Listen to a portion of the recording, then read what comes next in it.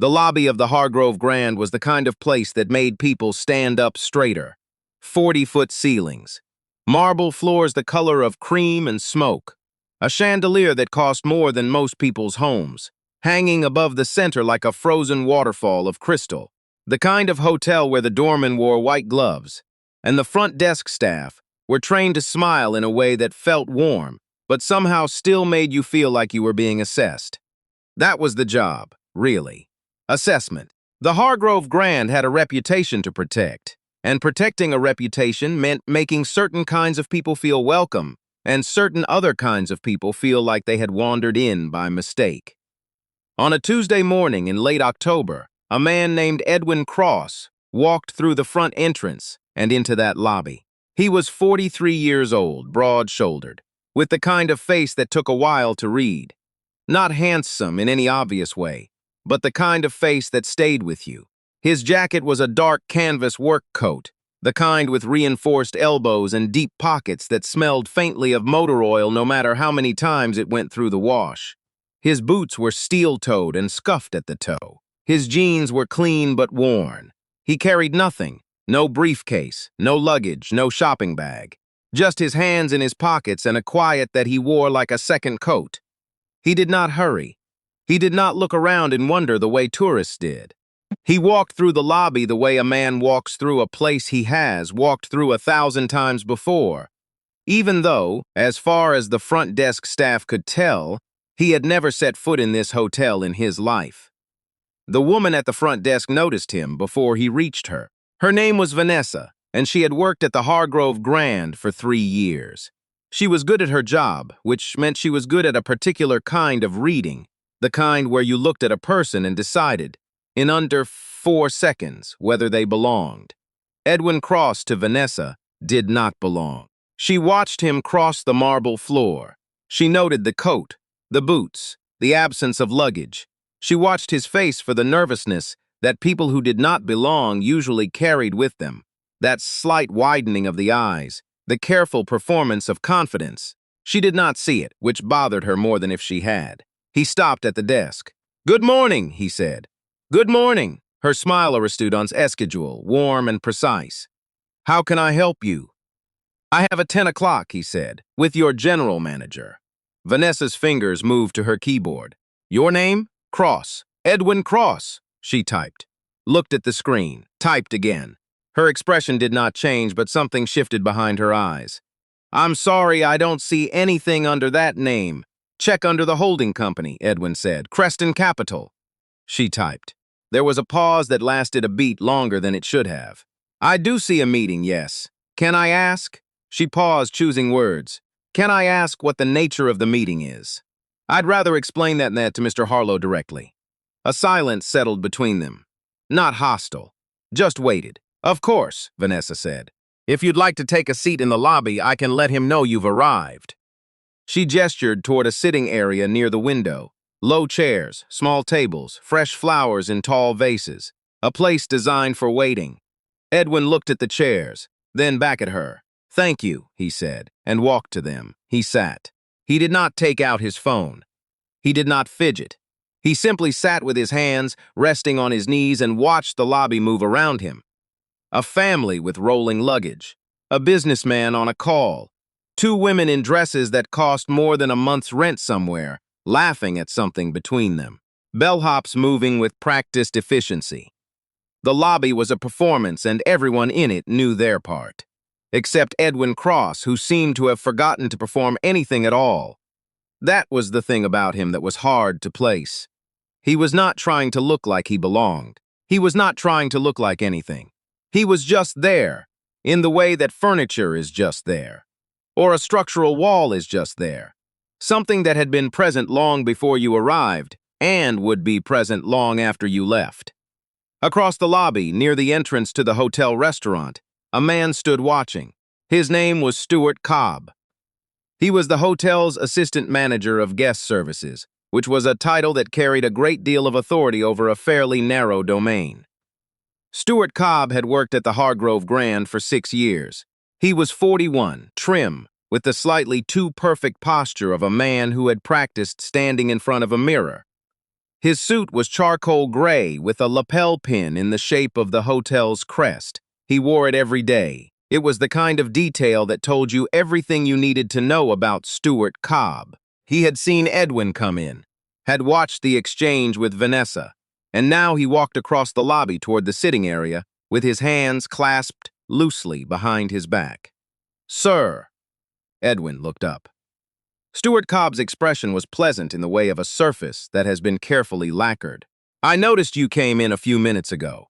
I wanted to make sure we were taking care of you properly." "I'm fine, thank you. Wonderful." Cobb paused. "Are you a guest with us currently?" "No." "I see." Another pause. "Are you looking to make a reservation?" "I have a meeting," Edwin said. Cobb smiled. "Yes," Vanessa mentioned. "With Mr. Harlow." The smile held. "Can I ask, are you a vendor of some kind? A contractor?" There it was. Not asked cruelly, not snarled or barked, asked in the tone of a man who believed he was being genuinely helpful by asking it. The tone said, "I am trying to make sure you are in the right place because I am not sure you are in the right place." Edwin looked at him for a moment. "I'm not a vendor," he said. Of course, of course." Cobb's hands unclasped and came around to his front, fingers intertwined. "I only ask because, you know, vendors and contractors typically check in at the service entrance on 42nd. I wouldn't want you to be waiting here unnecessarily when there might be a more." He paused. "Efficient way to get you connected." "The service entrance," Edwin said. "Yes, I'll stay here," Edwin said. The pleasantness on Cobb's face held for another second, then recalibrated. He glanced at the coat, the boots. He looked back at Edwin's face, searching for something, embarrassment, confusion, the social signal that would give him permission to press further or a reason to retreat. He found neither. "Of course," Cobb said. "Just let us know if you need anything." He walked away. Not far. He positioned himself near the concierge desk, where he could watch without appearing to watch. Edwin sat. The lobby kept moving. The chandelier caught the morning light and scattered it. Somewhere near the elevators, a child was asking a question in a high, bright voice that carried without words into the air of the lobby. Someone laughed. A phone rang. The ordinary machinery of a luxury hotel in the middle of a Tuesday. 8 minutes passed. Then Cobb was back. This time he did not approach from across the lobby. He came from behind the desk, and there was something different in how he was walking. Not the smooth, practiced glide of before. Faster, purpose without the gloss of pleasantness. He stopped in front of Edwin. A different face now, the lacquer stripped away and something more direct underneath. "Sir, I'm going to need to ask you to come with me." Edwin looked up. "Why?" "We've had a concern raised by another guest." Cobb's voice was low, designed to not carry. "About a person matching your description loitering in the lobby." "Loitering," Edwin said. "We take the comfort of our guests very seriously. If you're not a registered guest and you're not here for verifiable business, I'm going to need to ask you to." "I'm here for a 10 o'clock meeting with your general manager," Edwin said. "I told Vanessa that when I arrived." "Yes, and we checked with Mr. Harlow's office, and they don't have a record of. Check under CREST Capital." "We did. There's a meeting under that name, yes, but we have no way of verifying that you are the—" "Call them," Edwin said. Cobb blinked. "I'm sorry. Call CREST Capital. Ask for anyone. Ask for the receptionist. Tell them Edwin Cross is in the lobby." A silence. Cobb's jaw moved slightly. The kind of motion that happens when someone is deciding whether to escalate or retreat and hasn't made up their mind yet.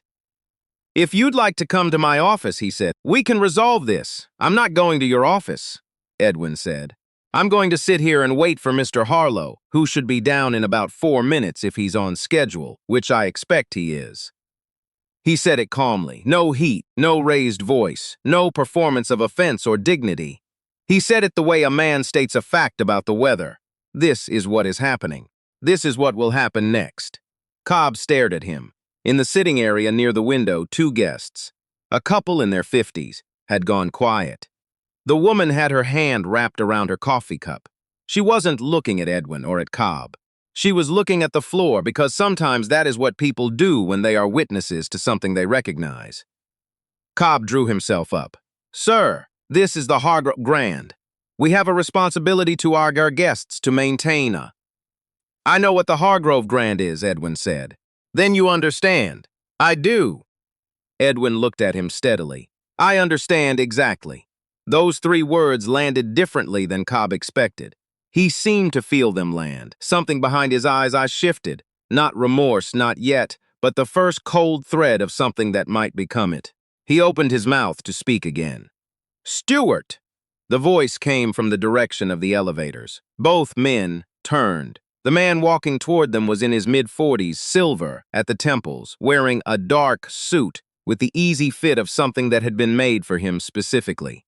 This was Richard Harlow, general manager of the Hargrove Grand, 18 years in hospitality, a man who had navigated the particular landscape of luxury hotels long enough to understand that the most important thing in any lobby, at any moment, was what the guests were feeling. Right now, as Richard Harlow crossed the marble floor and read the tableau in front of him, Cobb standing over Edwin, the couple near the window, the specific quality of stillness that had settled over that corner of the lobby. What he was feeling was something close to alarm. Mr. Cross. He extended his hand while still 5 feet away, so that when he arrived the handshake was already in motion, warm, unhesitating. Richard Harlow, thank you for coming in. Edwin stood, took the hand. Mr. Harlow. Harlow looked at Cobb. Cobb looked back. A half-second exchange that said a great many things without saying any of them. Let's head up, Harlow said to Edwin. Then, to Cobb with a quietness that was more pointed than any raised voice. Thank you, Stewart. That'll be all. They walked to the elevators. The lobby watched without watching. The couple near the window exhaled, slowly, into their coffee. Cobb stood where he'd been left, his hands now at his sides, his posture no longer quite as precise as it had been. In the elevator, Harlow said nothing for a moment. Then, I want to apologize. You don't need to. I do. Harlow looked at the numbers above the door. That should not have happened. Edwin said nothing. He watched the numbers. How long were you waiting? Harlow asked. 12 minutes from when I sat down to when you came out. Harlow nodded. The nod of a man absorbing something he does not want to absorb. The elevator opened on the 15th floor. They walked through a corridor lined with framed photographs, the hotel at various points in its history. Black and white, sepia, early color, different decades, same building, wearing different faces across a century. Harlow's office was a corner room, large desk, 2 leather chairs across from it, windows on 2 sides looking out over the city, the kind of office that said, decisions made here matter. They sat. Harlow folded his hand on the desk. I've reviewed the prospectus, and I'll be honest with you. When CREST Capital reached out, I pulled everything I could find. I know your portfolio. I know your track record. He paused. I want us to understand why this property. And there it was. The question that turned the room from a lobby to a negotiating table. The same man who had been assessed by his coat and his boots, who had been pointed toward the service entrance, who had been accused of loitering in his own hotel, because that was what it was, his hotel, or would be, was now the man on the other side of the desk. Edwin had been acquiring distressed hospitality properties for 11 years. He had started with a 16-room inn in rural Virginia that no bank wanted to touch, bought it with savings, and 2 loans from people who had known him long enough to know better than to doubt him, turned it around in 14 months, sold it, and moved on to the next one. Then the next. The portfolio now included 23 properties across 8 states. Not all luxury, not all large, but every single one of them profitable. Every single one of them run by staff who, when you spoke to them, sounded like people who actually wanted to be there. He did not explain any of this to Harlow right now. Harlow had done his research. The work spoke. The Hargrove Grand has good bones, Edwin said. The location is better than you've been able to use. The restaurant is underperforming for the size of the dining room. The event space is only at 40% capacity on weekends. Those are fixable problems. We've had interest from 3 other groups, Harlow said. I know, Edwin said. 2 of them will want to rebrand. The 3rd will want to cut staff by 30% in the first year. He looked at Harlow evenly. I don't do either of those things. A silence. Harlow looked at him.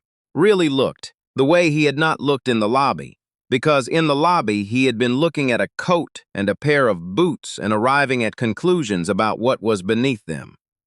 "You came in through the front door," Harlow said slowly. "No announcement, no assistant, no car service that I saw." "I took the subway," Edwin said. "Why?" Edwin considered this. "I want to see what the place is before the place knows I'm coming. That's the only way to see it honestly." Harlow sat with that for a moment. "What did you see?" he asked, and here Edwin paused. Not because the answer was complicated, but because it deserved to be said without rushing. "I saw a beautiful building," he said. "I saw staff who are trained well. I saw a lobby that functions exactly as designed."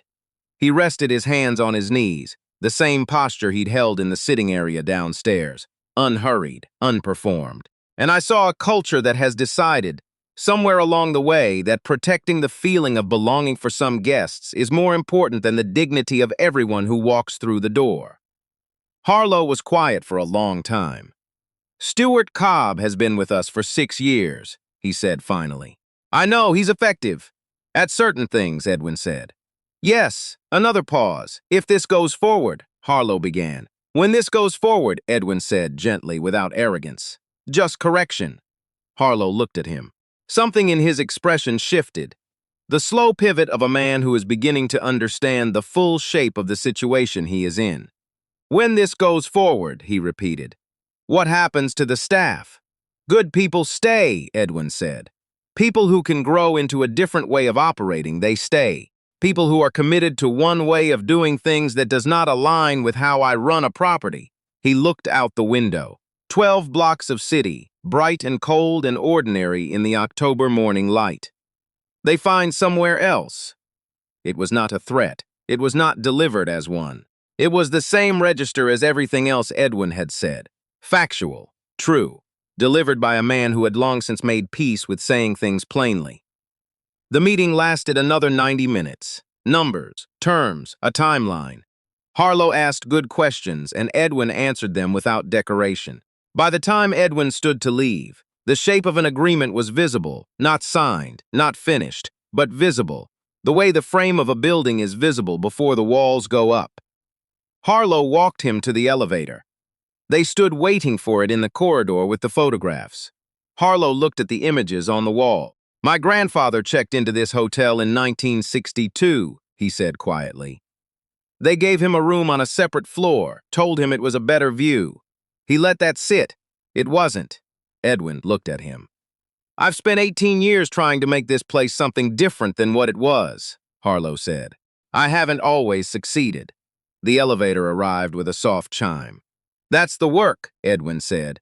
He stepped in. "I'll have my team reach out before the end of the week." The doors closed. He rode down alone.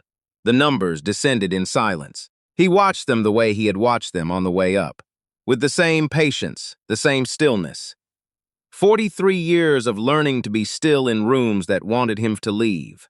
Rooms that looked at a coat and a pair of boots and made up their minds. Rooms that pointed toward the service entrance as though that were an act of kindness. The lobby was different now than it had been 45 minutes ago. The same marble, the same chandelier, the same performance in motion, guests arriving, guests departing, staff moving with trained precision. But Edwin walked through it differently, not with more visible confidence. That had never been the issue. He had always had more than enough of that. He walked through it as the person he had always been, the man who owned this building, or would in 90 days once the lawyers had finished their work. Near the front desk, Vanessa was with a guest, her practiced smile in place, her hands moving efficiently across her keyboard. She did not look up when Edwin passed. Near the restaurant entrance, Stuart Cobb was speaking to a bellhop, gesturing at something near the luggage cart. His posture was still precise. The lapel pin was still on his jacket. He looked exactly as he had when he had crossed the lobby toward Edwin 2 hours ago, and for a moment it was possible to feel something for him. Not sympathy exactly, but the particular kind of pity reserved for people who are very good at doing something that will no longer be asked of them. Cobb looked up as Edwin passed. Their eyes met briefly, the way eyes sometimes do in large spaces. Then Edwin was past him, through the lobby, and out through the front entrance into the cold October air. The street outside was loud and familiar. A cab horn, a construction sound somewhere 2 blocks over, someone in a puffy coat, waiting for a light to change, coffee in one hand, phone in the other, already somewhere else in their mind. The ordinary city, the Tuesday city, the city that did not care who you were or what you'd just done. Edwin Cross buttoned the top button of his canvas jacket, turned the collar up against the wind. He started walking. He did not call for a car.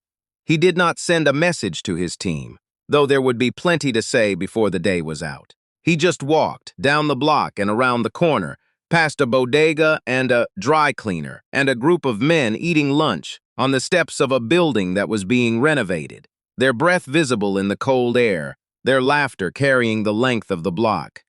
He had been one of them, once, closer to them than to anything inside the Hargrove Grand. That was not something he had left behind or grown past.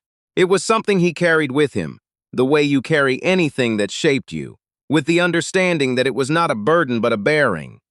The thing that told him where he was, and where he had come from, and why any of it mattered. He walked 4 blocks to the subway entrance, went down the stairs, waited on the platform with everyone else. Back at the Hargrove Grand, Stuart Cobb's day continued as normal, or appeared to. He spoke with staff. He handled a complaint from a guest on the 9th floor about noise. He approved an overtime request. He did the things that constituted his job, efficiently and precisely, as he had always done. But once, in the middle of the afternoon, he was passing through the lobby, and he stopped near the sitting area by the window. The low chairs, the small tables, the tall vases with their fresh flowers, and he stood there for a moment, longer than he intended to, looking at the place where Edwin Cross had sat, the indentation in the chair, the ordinary arrangement of things, nothing marked, nothing changed.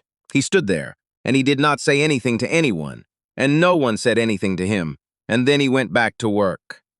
3 months later, the ink was dry. In the first week of February, Edwin Cross walked into the Hargrove Grand again.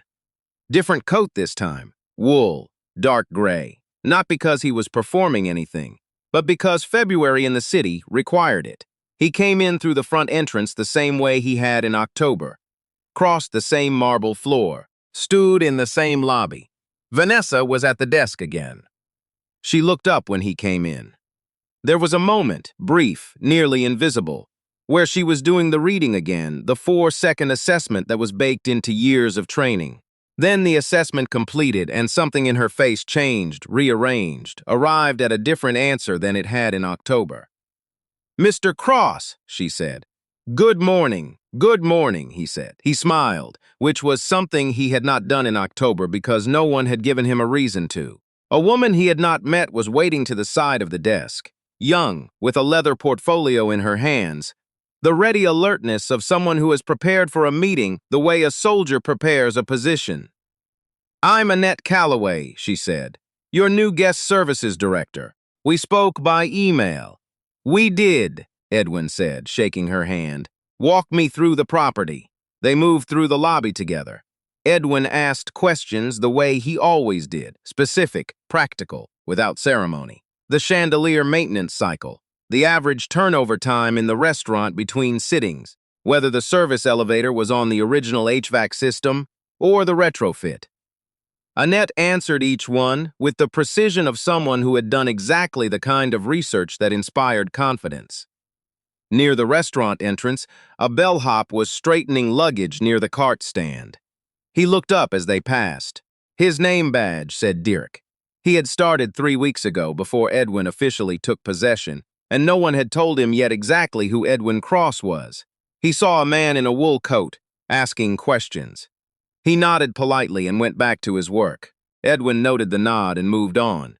They ended the tour in the lobby, near the sitting area by the window. Edwin stopped for a moment, looked at the low chairs, the small tables, the tall vases with the fresh flowers.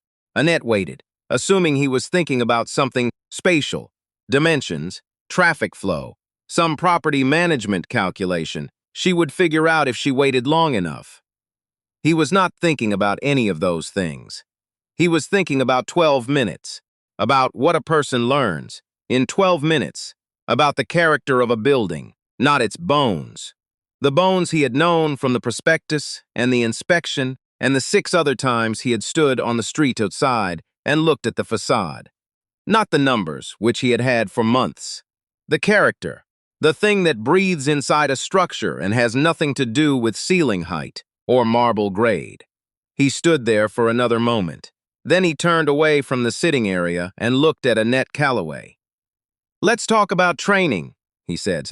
She opened her portfolio. They got to work. There are buildings in this country that have been deciding who belongs in them for 100 years. Some of them are famous for it. Some of them have never been called out, never been written about, never been the subject of anything, except the quiet understanding of certain people who know better than to walk through the front entrance. Edwin Cross had spent the better part of his adult life buying those buildings, not for revenge, not to make a point, though points got made, but because he understood something that people like Stuart Cobb had never been asked to consider. That the most accurate measure of a building's worth is not what it charges per night, but who it makes feel welcome when they walk in. He was trying to change that one property at a time. It was slow work. It was expensive work.